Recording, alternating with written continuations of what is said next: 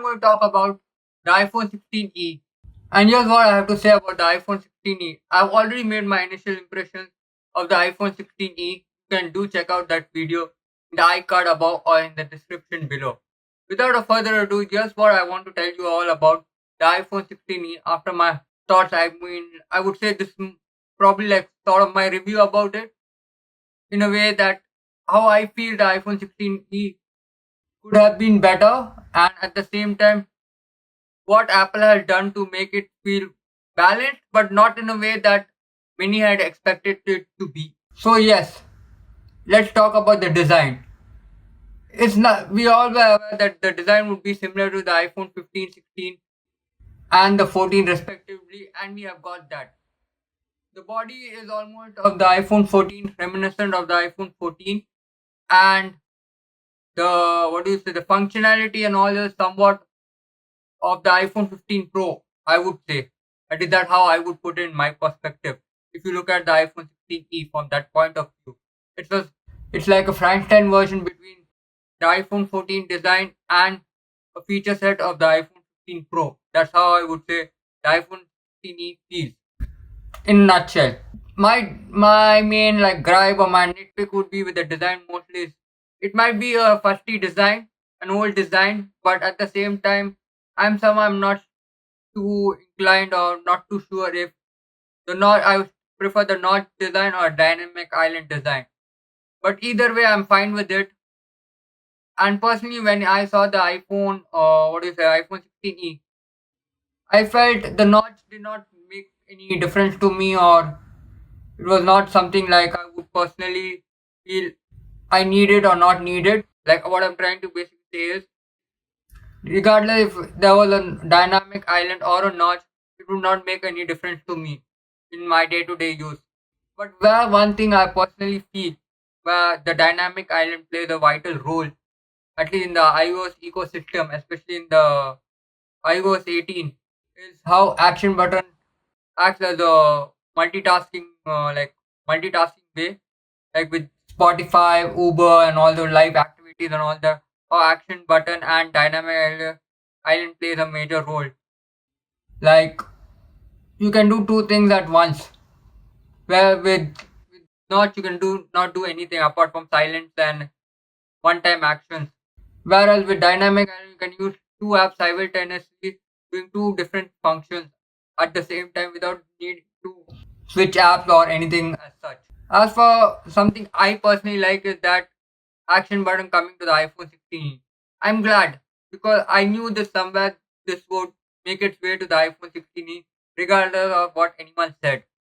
And one more thing I want to emphasize is we have visual intelligence, and this is something I'm not sure why I am so how do you say interested in visual intelligence than the other aspect of Apple intelligence to say the least.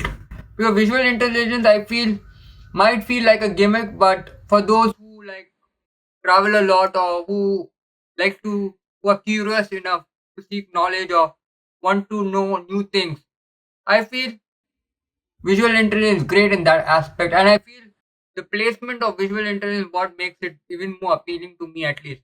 When the iPhone 16 series were launched and when Apple had introduced the camera button, I still don't like the camera, but that's a different story altogether. But yes, when Apple had launched the camera button with visual intelligence integration, I feel that the placement of visual intelligence was not great, but the implementation here with the iPhone 16 is perfect with the action button.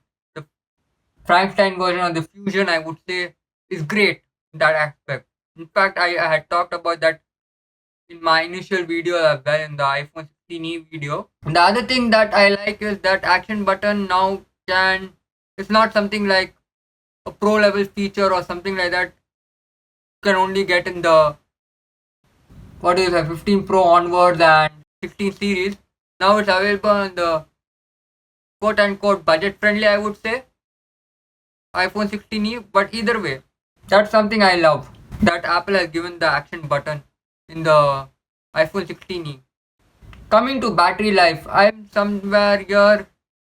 I'm not sure if Apple's claim on battery life is any good, but from what my understanding is, If Apple is saying it's better than the iPhone 11, I certainly feel that would be great. And if Apple is quoting that, it's great because personally, I'm someone who has used the iPhone 11 regular, and I can say for sure the battery life on the iPhone regular was great. In fact, iPhone 11 Pro models were also great, had a great battery life, I feel. And if Apple is claiming those battery life gains compared to the 15 and 16 series, then that's great in my opinion. For me personally, if there is any downgrade from the iPhone 16e, it should be the camera. I know I'm not a camera geek and I have mentioned this several times in the channel as well, my YouTube channel PoeticWhiz. But why I feel is a downgrade is because I have noted the videos what I've seen initial reviews of the iPhone 16e. It's clear to me that the skin tones or the color science of the iPhone 16e camera is not at all great because it's not even actually, I would say, decent enough. I would say that. And personally, when I saw the camera, that when I did my own camera testing with the iPhone 16, I could see how even in a bright light up environment, example, even this environment, what I'm there currently, I feel even if I had to shoot, like I take a snap of iPhone 16 from iPhone 16 camera of this environment where I'm just sitting right away with this light up, I would tell you the lighting would be a bit more dimmer compared to how it's produced on the iPhone 6s, what you are currently watching. The reason why I'm saying is I can give you a very, in a layman's term, a very simple answer to that. Now, if you see my surrounding, the lighting and the light, the background, the curtain, everything, and my shirt. Now, these all and my skin tone, irrespective of this, to keep all this, shoot on the iPhone 16e. I would say all the, what do you say, detailing what this, the lighting has to offer, my clothes have to offer, my appearance have to offer, everything would be like 50%, like it would be dark.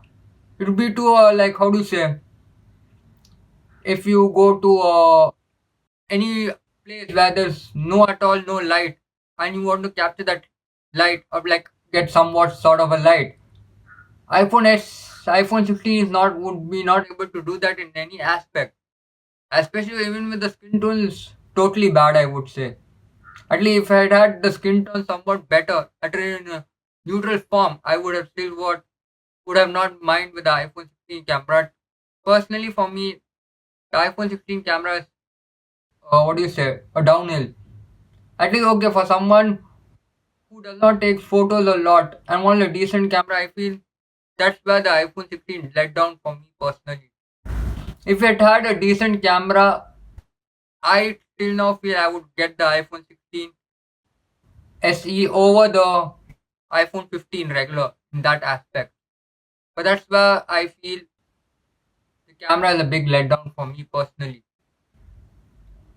Okay, to give you a better understanding, also, I would say, I know I'm not a someone who has done raw edits or color graded my photos or videos for that aspect. That's how, in a layman's term, I can tell you this as well.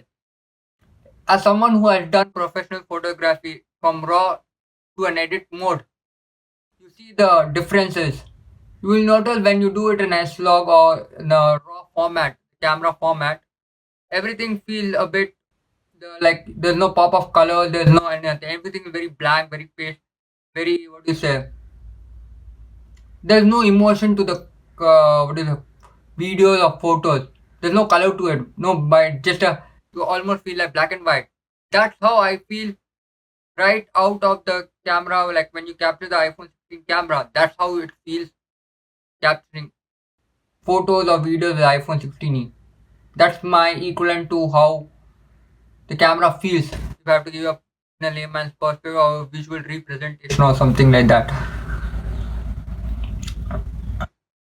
As for the colors, I'm not too bummed that we have only black and white. I know product red would have been a great all-rounder or a third color option, but as I said previously in my video, Apple and red, I don't know, there's something not going well between them or there's something that you've not seen Apple products in a while. But I feel if Apple products still were alive or Apple still made them to this day, we might have seen an iPhone 16 product red. As for the overall build, feel, software, everything feels great, I feel. And I feel, I know not many people are saying this, and I personally feel I not hate it, or I do not like feel the initiative what Apple has taken with Apple Intelligence is at all great. But yes, the visual elements what you have to feel, the look and feel, the look and feel with the Apple Intelligence with the iPhone 16 might seem a bit off, but at the same time, it does not feel bad. I would say in that. Why I'm saying this personally is because Apple Intelligence, when you view it in a dynamic island, the response, the user response, and the user interaction feel much more futuristic or much more, what do you say, friendly enough. Where with iPhone 16 just feels okay. Here's what the visual representation of Apple Intelligence is. And coming to Apple Intelligence as a whole, I am not someone who's too keen into Apple, and I feel any one of us are in first place with Apple Intelligence, to be honest. Like any of us do appreciate its presence. But the key factor is with Apple Intelligence is writing tool is something I would see myself personally using it. And then visual intelligence, as I told you, that's something I personally, these two are the only Apple Intelligence feature I feel I would personally see myself using. As then notification summaries or image playground or anything else for that matter, I don't see any of that I would be using to comprehend, or it's hard to tell you guys. I've seen many people who still use iPhone to this day, let it be amateur or a pro level iPhone user, they don't still use the default Apple app. I'm not blaming them or anything, but I've seen many people just keep the default app as it is without knowing that you can uninstall them. I just don't know. I felt that needing to put in this video because many people might be shifting to iPhone in the coming days or coming months. But I wanted to say that randomly, just a random insight, I would say. I have noticed at least. And yes, one more thing.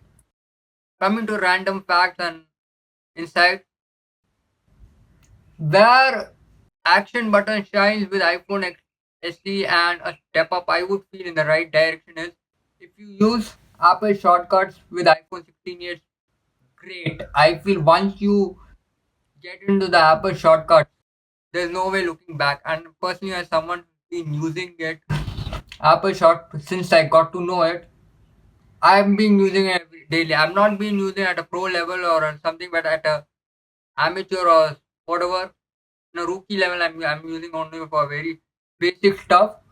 But I cannot tell you how shortcut can go 100x better or make it too productive, or it will make the functionality of your iPhone, iPad, or Mac, or irrespective of whatever Apple device you're using, along with shortcuts and action button, 100x. You just cannot beat Apple shortcut. I feel, and I feel that's the only app I feel it's worth having in your iPhone, iPad, Mac, or anything else. Shortcut. Do give it a try, and I can tell you one thing. Once you start using Apple shortcuts, you'll be like, this is something I should have been knowing earlier, and you will thank me later for this. Now, coming to the elephant in the room or something what everybody is talking about is the iPhone 16 SE pricing. Personally, for me, I was expecting the price to be 599. My only retrospect of what I feel would have been why I thought it would be 599 is only because we saw that with the iPad Air M2, MacBook Mini, Mac Mini, sorry, Mac Mini, and now with the iPhone 16. I know the price have could be under 499 or 399, not even 399, at least 450 to 499 would have been a very sweet spot, and especially for Indian users, under 50k would have been a nice what do you say, buy the iPhone 16. At least for those who are not into the whole Apple ecosystem, I just want to move to iOS or try iOS for that matters, or for senior citizen, iPhone 16 is perfect. At the same time, I feel the overall package of iPhone 16 is like something a mixed bag. I feel for me personally, the two key reason being is one, the price, and camera. I mean the camera color science basically. These even I would not consider price much, but even if the camera color science would have been better, I would still like urge people to go get the iPhone 16 regardless of its price. But that's where I feel if your price conscious or your speed, you want the best of both worlds without splurging a lot of money, then I feel you must certainly skip the iPhone 16 SE and buy either the 15 regular, 15 Pro, or here's what I would say to do. Wait for the iPhone 17 series and then you decide which iPhone you want. Personally, I would still suggest you that get the 15 Pro regardless of 16 might be great, but the action button is like no. That's like something Apple should remove it, like how they remove the butterfly keyboard and trackpad or not trackpad. I'm not sure. The touch bar basically. That way, I feel the camera button should go with the iPhone 17 series. And if that goes, I can tell you, I would be the first person who would be recommending you the iPhone 17 regular or the 17 Pro for that matter.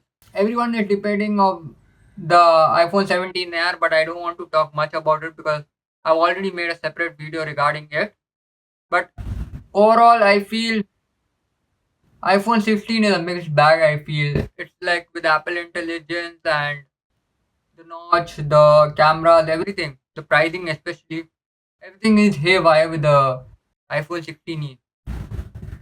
My personal suggestion would be either skip this phone or wait till September to see what the iPhone 16 SE has to offer for you and see if you can get a better deal in older Apple products. That way you would be saving much more money as well as for the storage. I know I'm not talking about the storage much, but I'm at least happy that this time around all the Apple products are based at 128 GB. And that's something I really appreciate Apple doing it, and I hope Apple continues doing it. So yeah, this is my overall thoughts of the iPhone 16e.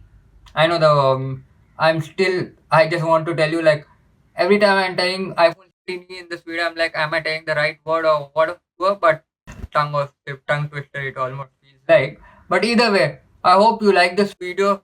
Do watch, comment and subscribe to the PoeticWhiz channel. Live your dreams.